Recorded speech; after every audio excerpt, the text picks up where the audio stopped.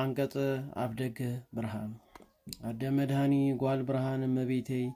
ካብ ናይ ሰይጣን ማእሰርቲ ፍትሕኒ መቤቴ ባርክንን አንጽህንን ከምትን ቅዱስ ያሬድ ዝባረክዮ ከምኡ ንዓይ ንባርያኺ ባርክኒ ውዳሴ ምስጋና ንአደ አዶናይ ቅድስቲ ብጽእትን ምስግንትን ብርኽትን ክብርትን ልዕልትን አፍደገ ብርሃን ማዕረግ ህይወት ምሕደሪት መለኮት ካብ ቅዱሳን ቅድስቲ ኦ አምላክ ዝወለደኪ እመቤትና ድንግል ማርያም ንስኺ ኢኺ ስምረት ናይ አብ ምሕደሪት ናይ ውላድ ምጽላል ናይ መንፈስ ቅዱስ ብምባል ዝተሰመኺ ኦ ካብ ኩሉ ፍጥረት ብርኽቲ ንስኺ ኢኺ ኣብ ክንድቲ ኣብ ሰማያት አርያም ኣብ ምድሪ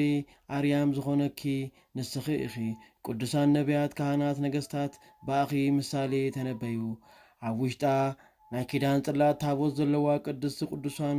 ገበሩ ወድኺ ምሕረቱ ከካፍለና ኦ ቅድስቲ ለምንና ወዲ አምላክ ካባኺ ብምውላዱ ካብ ምድሪ ካብ አባርያም ንምሕዳር ካባኺ ቀረባ ኾነልና ባእኺ ብስም ወድኽን ድማ ቁርባት ኮና 10 ቃላት ባጻብዑ ተጻሓፉ ጎይታ ንኩሉ ፍጥረት ወዲ አምላኽ ኣብ ልዕሊኺ ሓደረ ኣብ ብየማኑ ከደነኪ መንፈስ ቅዱስ አጥለለኪ ሓይሊ እውን አጽናዓኪ ኢየሱስ ካብ ስጋ ለበሰ መጽሐፍ አፍላጋት ማይ ህይወት ካብ ርእሱ ከውሕዝ እዩ ከም ዝበለ ኻቲ ዝጸመአ ናባይ ይምጻእ እሞ ይስተ እናበለ ጨረሐ ወድኺ ምሕረቱ ከካፍለና ኦ ቅድስቲ ለምንና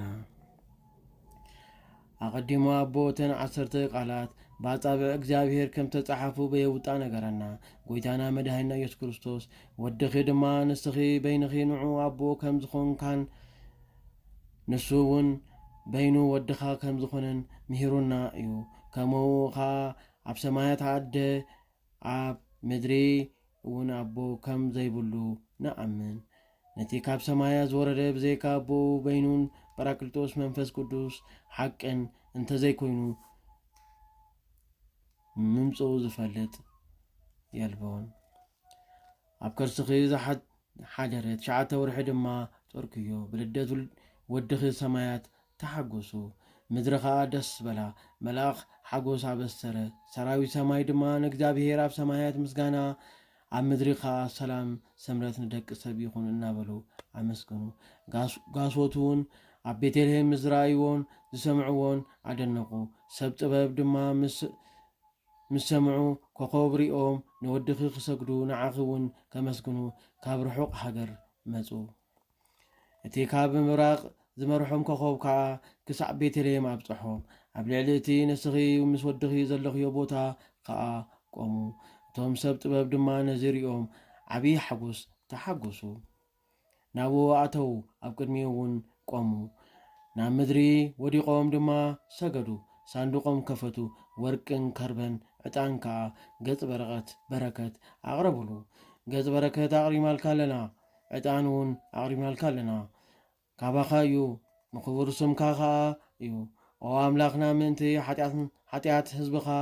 ልማንኦምን መስዋዕቶምን ክትቅበል ከምኡ ሓጢኣቶም ክትሓድገሎም ዝመጻኻ ኢኻ እናበሉ ዘመስግንዎን ወድኺ ምሕረቱ ከካፍለና ኦ ቅድስቲ ለምንና ካብተን ንጹሓት ንጽሕቲ ንስኺ ኢኺ ሕሪቲ ድንግል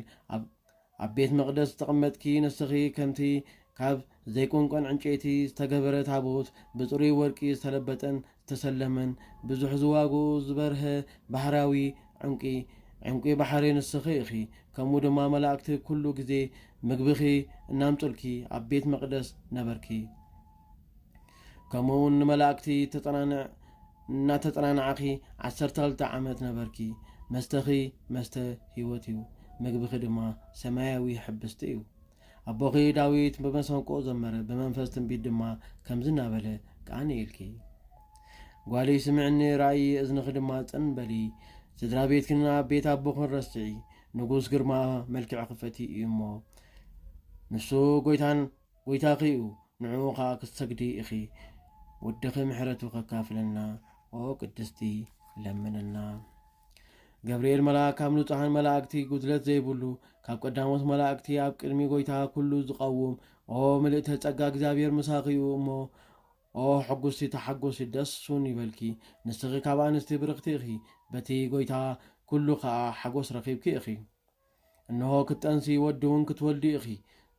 እሞ ስሙ ከዓ ኢየሱስ ክትሰምዮ ኢኺ ንሱ ዓብዪ ወዲ ልዑል ክስመ እዩ እግዚአብሔር ኣምላኽ ድማ መንበርኪ አቡ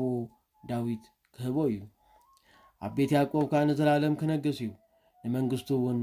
መወዳእታ የብሉን መንፈስ ቅዱስ ናባኺ ክመጽእ እዩ ሓይሊ ልዑል ከዓ ከጽለልኪ እዩ እቲ ካባኺ ዝውለድ ድማ ቅዱስ እዩ ወዲ እቲ ጎይታ ኩሉ ድማ ክስመ እዩ ኢሉ እዩ እሞ እቲ ካባኺ ዝተወለደ ወድኺ ምሕረቱ ከካፍለና ቅድስቲ ለምለና ቅድስቲ ኣዳራሽ ዝኾንኪ ናይ ቅድስቲ ቅዱሳን መቅደስ ናይ ብርሃን መጋረጃ ዘይምርመር መንበር ምስጋና ንስኺ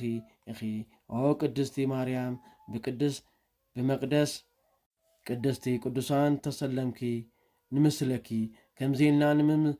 ንምሳልና ድማ ስለቲ ናባኺ ዝመፀ ቅዱስ መንፈስን ሓይሊ ልዑል ዘጥለልከን ኢና መጋረጃ ብርሃን ብምባል ድማ ቃል ኣብ ኢየሱስ ክርስቶስ ኣባኺ ብምሕዳሩ ኢና ጎይታ ኩሎም ልዑላን መላእክቲ ሊቃነ መላእክቲ መናብርትን ስልጣንን ኣጋዝእትን ሓያላትን ሊቃናትን መኳንንትን ዘመስግንዎ እዩ ወድኺ ኣብ ልዕሊ ምድሪ ኣብ መብልዕ ማል ምስ ወለድኪ ብዙሕ ዒንቲ ዘለዎም ክሩቤል 6 ክንፊ ዘለዎም ሱራፌልን ኣኽበቡኺ ናይ ብርሃን ደበና ከዓ ኣጽለልኪ ሊቃነ መላእክቲ ሰራዊት ሰማይን ብፍርሃት ብራዕድን ኣብ ቅድሚኺ ቆሙ ኣቦኻ ክሩቤልን ሱራፌልን ካብቲ ናብቲ ሰማያት ምስጋንኦም ዘይኮነ ናይ ቅድም ምስጋንኦም ዘይኮነ ብኻልእ ሓድሽ ምስጋና ወደሱኺ እቲ ንኩሉ ፍጥረት ዘጋብእን ንኩሉ ፍጥረት ዝምግብን ጎይቶኦም ኣብ ሕቑፈኺ ተቐሚጡ ከም ህፃን ጡብኪ ክጠቡ ምስ ረኣዩ ድማ ኣብ ኣርያም ደለይዎ ኣብኡ ከዓ ምስ ኣቦኡን ምስ መንፈስ ቅዱስን ከም ቀደሙ ረኸብዎ ትሕትና ጎይቶኦም ምስ ረኣዩ ድማ ይዒንቶም ናብ ኣርያም ናብ ላዕሊ ጠመቱ ኣክናፎም ዘርጊሖም ከዓ ንፈጣሪኦም ጎይታ ኩሉ ንዝኾነካ ኣምላኽ ኣብ ሰማያት ምስጋና ንዓኻ ይኹን እናበሉ ኣመስገኑ መሊሶም ከዓ ንዓኺ ንበይንኺ ምስ ወድኺ ኣብ በዓቲ ረኣዩኺ እሞ ኣብ ምድሪ ሰላም ይኹን በሉ ካባኺ ዝወሰዶ ስጋን ክለብስ ምስ ረኣይዎ ድማ ንወዲ ሰብ ፈተዎ እናበሉ ሰገዱ ነቢ ዳዊት እውን ኣብ መዝሙሩ ከምዚ እናበለ ተነበየ ጎይታ ኩሉ ካብ ሰማይ ካብ ድሉው ኣዳራሽ መቕደሱ ተመልከተ ንኩሎም ደቂ ሰባት ከዓ ረኣየ ንጉስ ጽባቐ ክፈትዩ እዩ እዚኣ ናይ ዘለኣለም ምዕረፍቲ እያ ሃረየ ኣለኹ እዚኣ ኣብዚኣ ክሓድር እየ ኢሉ እዩ እሞ ወድኺ ምሕረቱ ከካፍለና ቅድስቲ ለምነና ቅድስቲ ብፅዕትን ምስግንትን ብርክትን ክብርትን ልዕልትን ብመሶብ ወርቂ ንምስለኪ ኣብ ውሽጣ ድማ ካብ ሰማያት ዝወረደ ሕብስቲ ሂወት ዘሎኪ ንስኺ ኢኺ ንሱ ብኩሉ ወሃቢ ሂወት እዩ ብኡ ንዝኣምን ብእምነትን ብቕኑዕ ልብን ካብኡ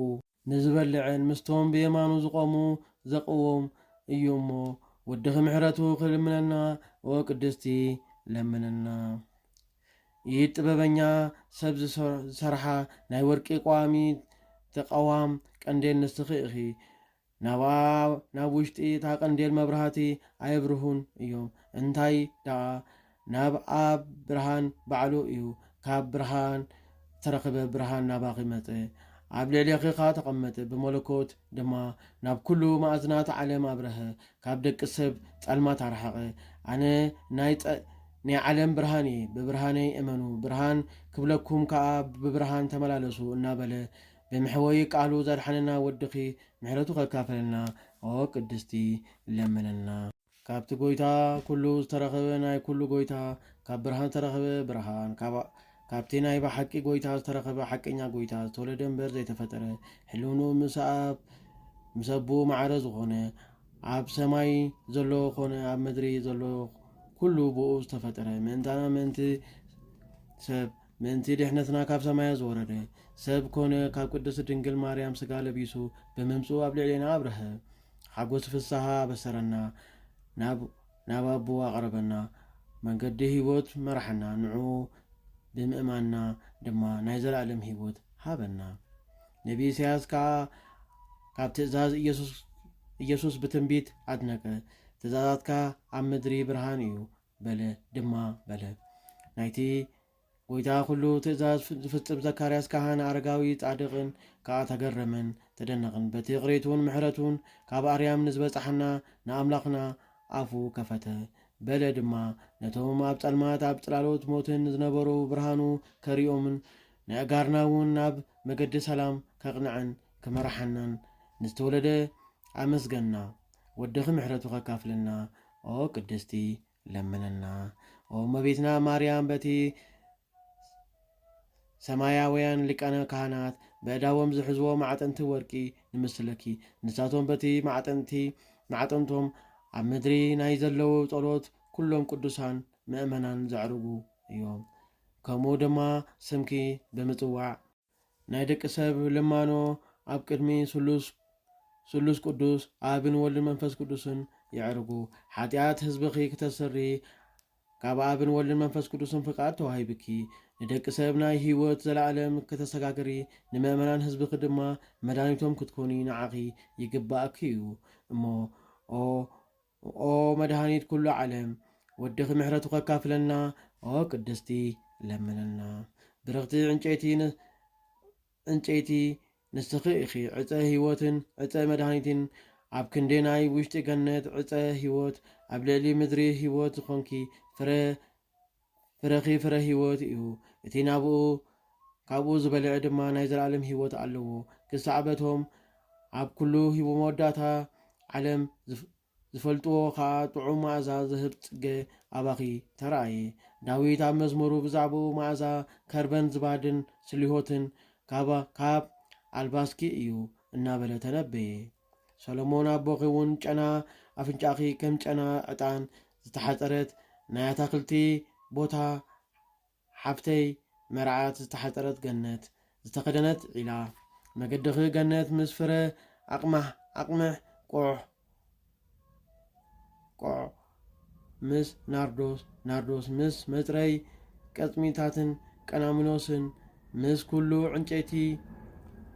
ሊባኖስ ከርበን ዓልውን ምስ ኩሉ ዝበለጸ ጨናታት ዓይኒ ገነት ዒላ ማይ ህይወት ኣብ ሊባኖስ ዝውሕዝ እናበለ ተነብዩ እዩ እሞ ወድኺ ምሕረቱ ከካፍለና ኦ ቅድስቲ ለምነና ከይተተኸለትን ማይ ከይሰተየትን ኣብ ቤት መቕደስ ጻዲቓ ዝተረኸበት በትሪ ኣሮን እሞ ንኻህናት ከም ዝግባእ ዝመረፃ ንስኺ ድማ ከማ ኣብ ቤት መቕደስ ብቅድስና ብንጽህና ነበርኪ ብክብርን ዓብይ ፍስሓን ከዓ ካብ ቤት መቕደስ ወጻኺ ካባኺ ድማ ናይ ብሓቂ ፍረ ህይወት ዝኾነ ጎይታና መድኃኒትና ኢየሱስ ክርስቶስ ተወለደ ኦ ቅድስቲ ከምቲ ንመላእኽ ዝተረዳእኽዮ መንፈስ ቅዱስ ናባኺ ክመጽእ እዩ ሓይሊ ልዑል እውን ከጽለለኪ እዩ ዝበለኪ ብዘይ ሩካቤ ወዲ ረኺብኪ ኢኽሞ ወድኺ ምሕረቱ ከካፍለና ኦ ቅድስቲ ለምነና ኦ ምልዕተ ጸጋ ብስም ወድኺ ንዝኣመናን ንኣገልጋልትኺ ሰብኡትን ኣንስትን ናብ ወድኺ ተማልድና ንዓኺ ይከኣለኪ እዩ ኦ ምልዕተ ጸጋ ምውሓዝ ፍስሓ ካብ ክሩቤል ብዙሕ ዘዒንቶም ካብ ሱራፌል 6 ዘኽናፎም ኣጸቢቑ ዝዓበየ ግርማ ትርኢት ኣለኪ ንሳቶም ካብ መለኮት ወድኺ ዝወፅእ እሳት ምእንቲ ከድሕኑ ገጾም እግሮም ብኣምሳል ትርኢት መስቀል ይኸድኑ ንስኺ ገና ናይ መለኮት ምሕደሪት ኮንኪ እሳተ መለኮት ከዓ ኣየንደደክን ነበልባል ሓዊ ተሰኪምኪ ሓልሃልታ መለኮት ከዓ ኣየንደደክን ከምታ ሙሴ ብነበልባል ሓዊ ተኸቢባ እንከላ ቆጽላቕ ከዓ ዘይትቃጸል ኮይና ዝራእያ ዕፀ ጳጦስ ተመሲልኪ ከምኡ ድማ ብኩለንትኑ ፍጹም እሳት ዝኾነ ናይ ሓያላን ጎይታ ንዓኺ ኣየንደደክን ናይ ብሓቂ ንኹሉ ወገን ክርስቲያን መመክሒት ንስኺ ኢኺ ወዲ ኣምላክ ካባኺ ሰብ ብምዃኑ ድማ ብኣኺ ካብ ምድሪና በአርያም ቁርባት ኮና ንነፍሳትና ህይወት ክትልምኒ ነቶም ብጥላሎትኪ ዝኣምኑ ወሃቢት ምሕረት ናብ ጎይታና መድሃኒና ኢየሱስ ክርስቶስ ለምንና ንዑ ነቦኡን መንፈስ ቅዱስን ብምእማን ኣብ ቅንዕቲ ሃይማኖት ንኽጽናሐና ምሕረቱ ይቕሬቱን ድማ ክህበና በብዝሕ ምሕረቱ ከዓ ሓጢኣትና ምእንቲ ክስርየልና ኦ ወላዲት ጎይታ ኩሉ ምስጋና ንዓኺ ይኹን ናብ ንወልድ መንፈስ ቅዱስ ክብሪ ምስጋናን ሎምን ኩሉ ሰዓን ንዘለዓለም ዓለም አሜን። ውድኺ ቅሬቱ ክካፍለና ቅድስቲ ለምንና ውዳ ኣምላክ ካባኺ ብምውላዱ ካብ ምድሪ ኣብ ኣርያም ንምሕዳር በኣኺ ቀረባ ኮነና በኣኽን ብስም ወድኽን ድማ ቁርባት ኮና ጸሎታን ልማኖአን ናይ ማርያም የድሕነና ካብ መዓት ናይ ወዳ ጸሎታን ልማኖአን ናይ ማርያም ንሊቃነ ጳጳስ የድሕኖም ካብ መዓት ናይ ወዳ ጸሎታን ልማኖአን ናይ ማርያም ንመፍቀረ ኣምላኽ ንጉስ የድሕኖ ካብ መዓት ናይ ወዳ ጸሎታን ልማኖአን ናይ ማርያም ንህዝበ ክርስቲያን የድሕኖም ካብ መዓት ጸሎታን ልማኖአን ናይ ማርያም ንነፍሳት ሙታን የድሕኖም ካብ መዓት ናይ ወዳ ጸሎታን ልማኖአን ናይ ማርያም ንሃገርና የድሕና ካብ መዓት ናይ ወዳ ኣምላክ ወይ ብሰላም ጀሚርካ ብሰላም ንዘፈጸምካኒ ክብርን ምስጋናን ንዓኻ ይኹን። ቅዱስ ወድኻ ንሳቶም ካብ ጸልዩሉ ግዜ ከምዚ ኢልኩም ጸልዩሉ ከምዚ ዝተማሃረና ነቲ ገናና ሽምካ ከምዚና ንጽዋዓካ ኣብ ሰማያት ትነብር ኣቦና ስምካ ይቀደስ መንግሥትኻ ትምጻእ ፍቃድካ ከምቲ ኣብ ሰማይ ከምኡውን ኣብ ምድሪ ይኹን ንዓይለት እንጀራና ሎሚ ሃበና ንሕና ንዝበደሉና በደሎም ከም ንሓድገሎም በደልና ሓደገና ካብ ክፉእ ኣድሕነና እምበር ኣብ ፈተና ኣይተእትወና መንግስትን ሓይልን ክብርን ንዘላለም ናትካ እሞ ኣሜን። ኦ ግዝቴ ማርያም ብናይ ቅዱስ ገብርኤል መልአክ ሰላምታ ሰላም እብለኪ ብሕልና ክድንግልኺ ብስጋኺ እውን ድንግልኺ ኣደ እግዚኣብሔር ጻብኦታ ጎይታ ሰራዊት ሰላም እብለክ ኣለኹ ንስኻ ባንስቲ ብርኽቲ ኢኺ ፍረ ከርስኹም ብሩኽ ኦ ምልዕተ ጸጋ እግዚኣብሔር ምሳኺ እዩ ኦ ፍስቲ ደስ ይበልኪ ሓጢኣትና ክስተርየልና ናብ ፍቁር ወድኺ ኢየሱስ ክርስቶስ ጸሊኺ ምንታና ምሕረት ለምንና አሜን።